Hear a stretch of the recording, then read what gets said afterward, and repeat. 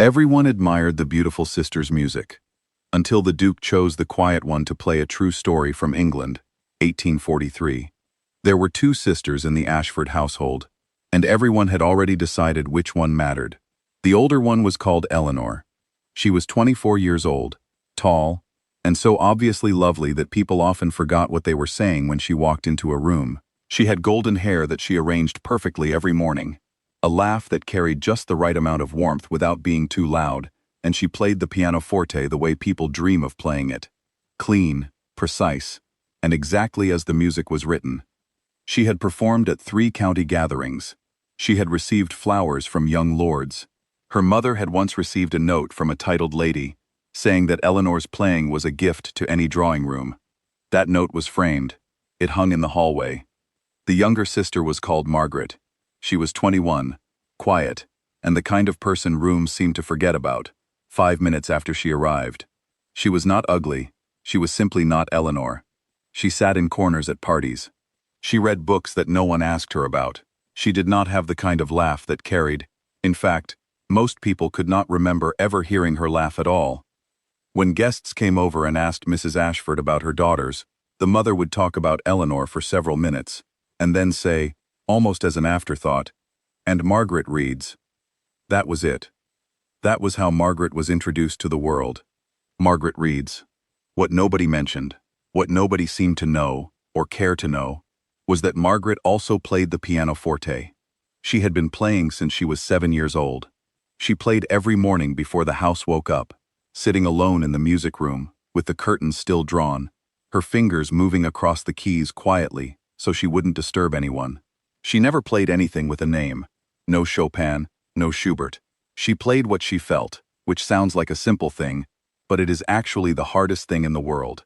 Most people who learn music spend years trying to play what they feel, and never quite get there. Margaret had somehow wandered into it without being taught, the way some people wander into a forest path and realize only later that they've found the way through. But nobody had ever heard her play, and so nobody knew. The Duke of Ashmore arrived on a Thursday afternoon in October. His name was James Hartley, and he was 32 years old. He had spent the last 3 years traveling through Europe, Paris, Vienna, Florence, and he had come home somewhat quieter than he left. Not sad exactly, but worn down by too many parties that looked beautiful from the outside and meant nothing once you were standing in them. He had been to concert halls where the greatest musicians in Europe performed. He had sat in those velvet chairs and listened and thought, yes, this is technically perfect, and felt almost nothing. He came to the Ashford estate only because his friend Lord Pemberton had insisted.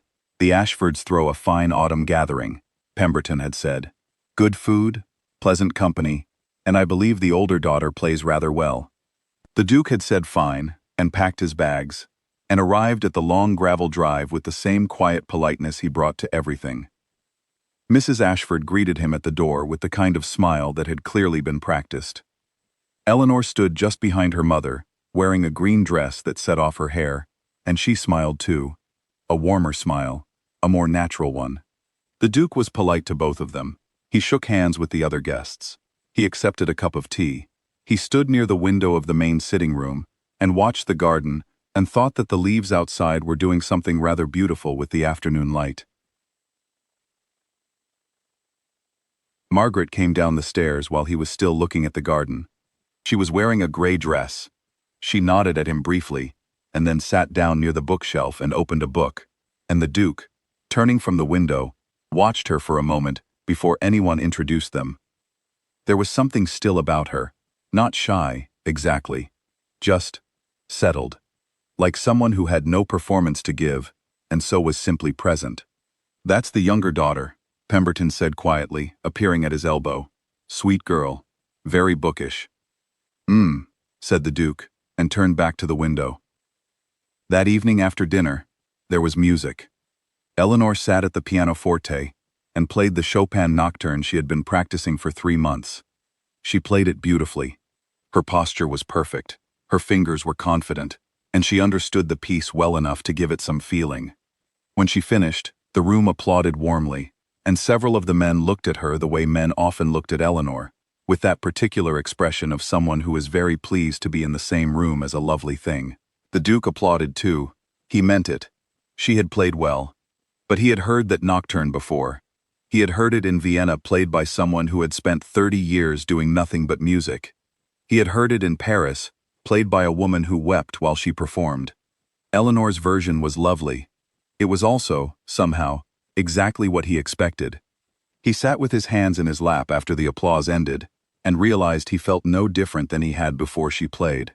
He noticed, across the room, that Margaret had not applauded quite as long as the others. She had clapped, politely, and then folded her hands in her lap and looked at the window. He could not see her expression from where he sat. He found himself wondering what it was. The next morning, the Duke woke at 5:30 and could not get back to sleep. He lay in the guest room for a while staring at the ceiling, and then gave up and put on his clothes and went for a walk through the house. It was the kind of hour when everything is still and slightly gray, and the house felt entirely different than it had the night before. Less performed, somehow, more itself. He was walking past the east corridor when he heard it. At first he wasn't sure what he was hearing. It was music, but it wasn't like the music from the night before. It didn't announce itself. It started quietly, almost uncertainly, like someone trying to say something they weren't sure how to say. And then slowly, over 2 or 3 minutes, it found its shape. It wasn't a piece he recognized. It didn't follow the patterns he expected. It paused in places that compositions don't usually pause, and those pauses did something strange. They made him feel the silence the way you feel a breath. He stopped walking. He stood in the corridor with his hand on the wall and just listened. He did not move for several minutes. He wasn't thinking about anything, which was unusual for him. He was simply there, in the corridor, with the music coming through the half-open door of the music room, and something in his chest was very slightly different than it had been a moment ago. He could not have said what it was. He just knew something had changed. He pushed the door open gently.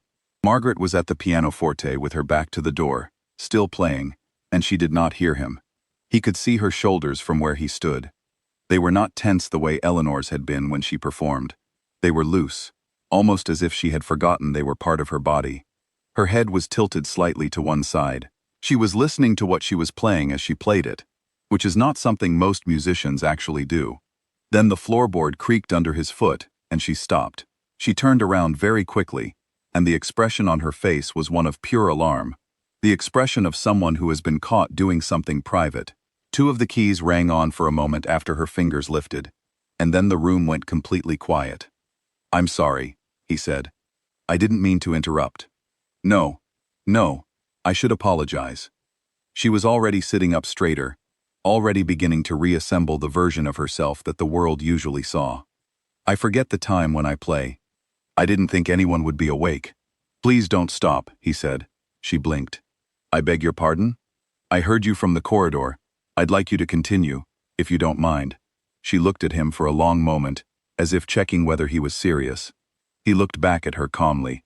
She turned back to the pianoforte, and after a pause, she placed her hands on the keys.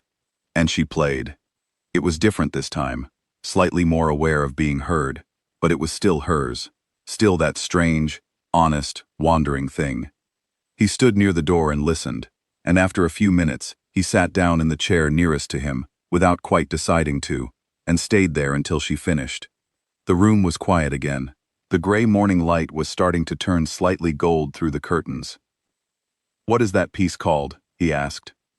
"It doesn't have a name," she said. "I was making it up." He looked at her. "Just now?" "Yes." "You made up all of that just now?" "While you were playing it?"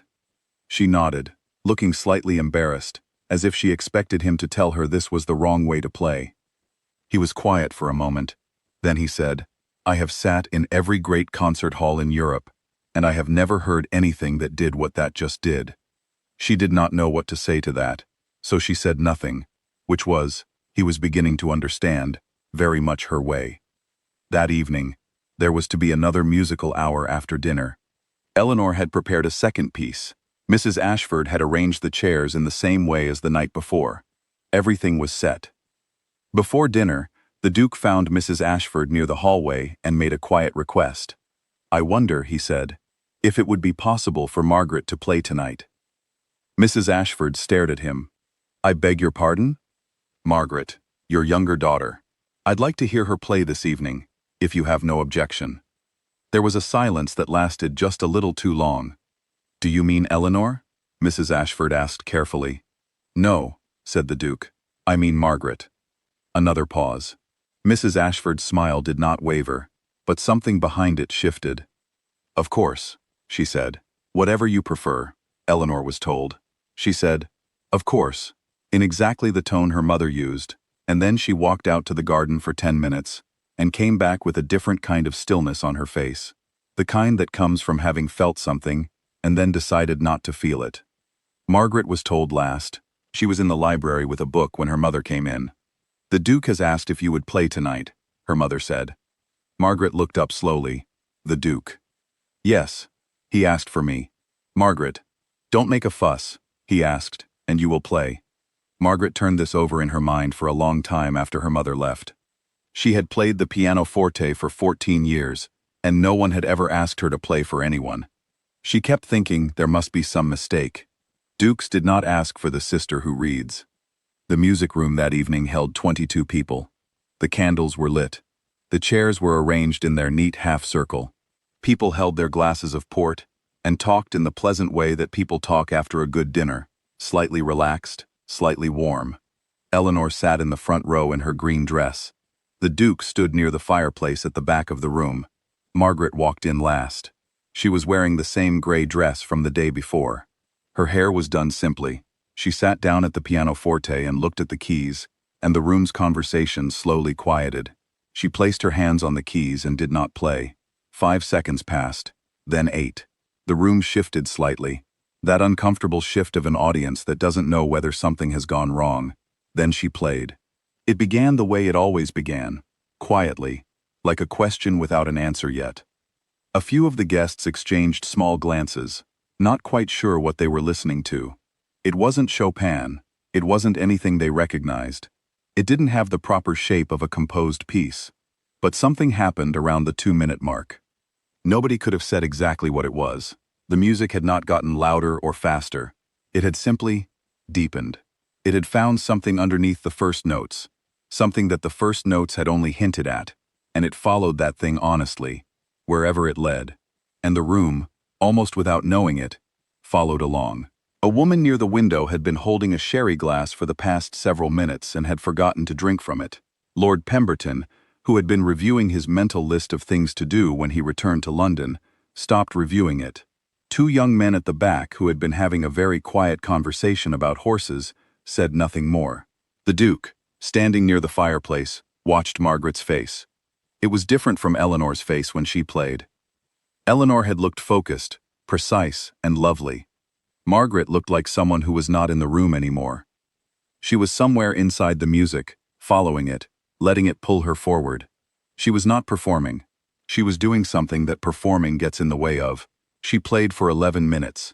When she stopped, the room was completely silent. It stayed silent for 4 full seconds, and those 4 seconds were not awkward. They were the kind of silence that happens when everyone in a room has experienced the same thing and needs a moment to come back. Then someone began to clap, and then everyone did, and the sound of it was genuine, in a way that the applause from the previous night had been warm but not quite this. Margaret sat at the pianoforte with her hands in her lap and looked slightly confused, the way someone looks when they've just woken up and the world has rearranged itself in the time they were asleep.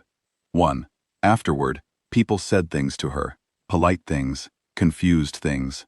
An older woman with white hair took Margaret's hand and did not say anything at all, just held it for a moment and looked at her, and Margaret found this more moving than any of the words. Eleanor found her near the bookshelf later in the evening, when most of the guests had drifted to other rooms. For a moment, neither of them said anything. Then Eleanor said, "I didn't know." "Neither did I," said Margaret. Not really. There was something honest in that exchange that was better than most of the conversations that had happened in that house all evening. Eleanor did not apologize, and Margaret did not ask her to. They simply stood there for a moment, 2 sisters who had lived in the same house for 21 years, and were only now, perhaps, beginning to see each other clearly. The Duke spent 40 minutes talking with Margaret after the musical hour ended. Not about music, about a book she had mentioned. about a sparrow she'd been watching from the east window, about what she thought of long silences, and whether she found them comfortable or uncomfortable.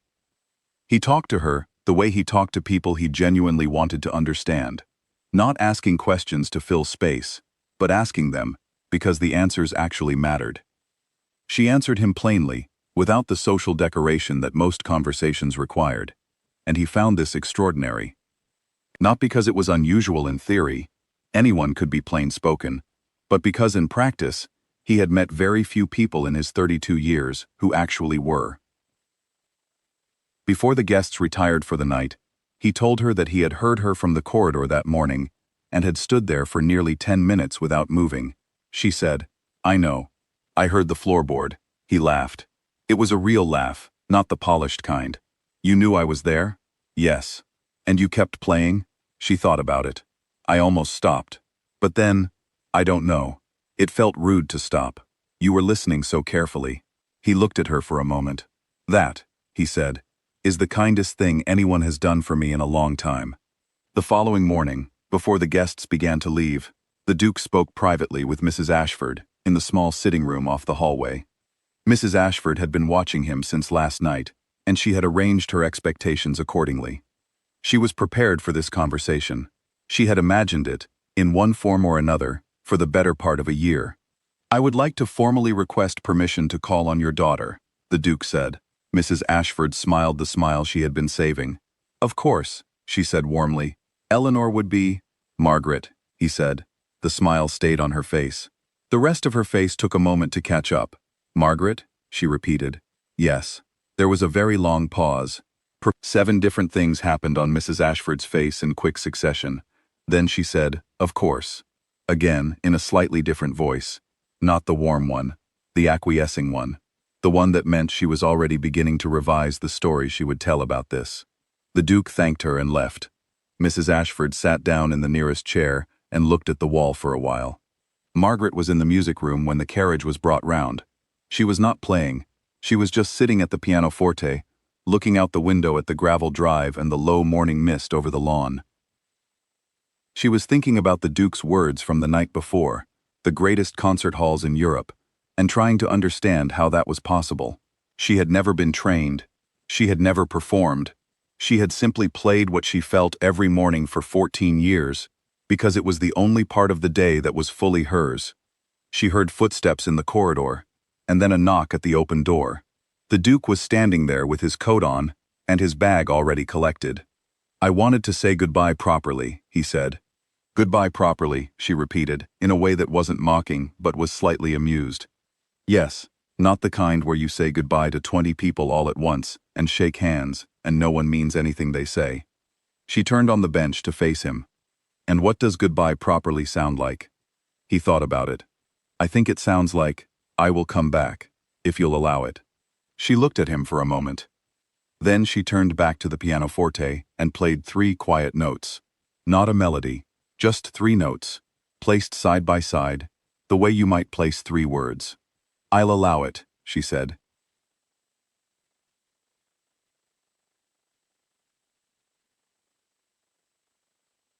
The world had spent 21 years looking at the Ashford family and deciding, quite confidently, which daughter was the remarkable one. It had watched Eleanor play at parties and said, "Yes, that one." It had arranged its admiration accordingly, pointed all its attention at the golden hair and the perfect Chopin and the right kind of laugh, and in doing so, it had stood with its back to the music room door every morning for 14 years. Completely unaware that something extraordinary was happening on the other side of it. The Duke of Ashmore was simply the first person who happened to walk past at the right moment. Or perhaps, he was the first person who knew how to stop walking and listen. Either way, Margaret played every morning after that, same as always.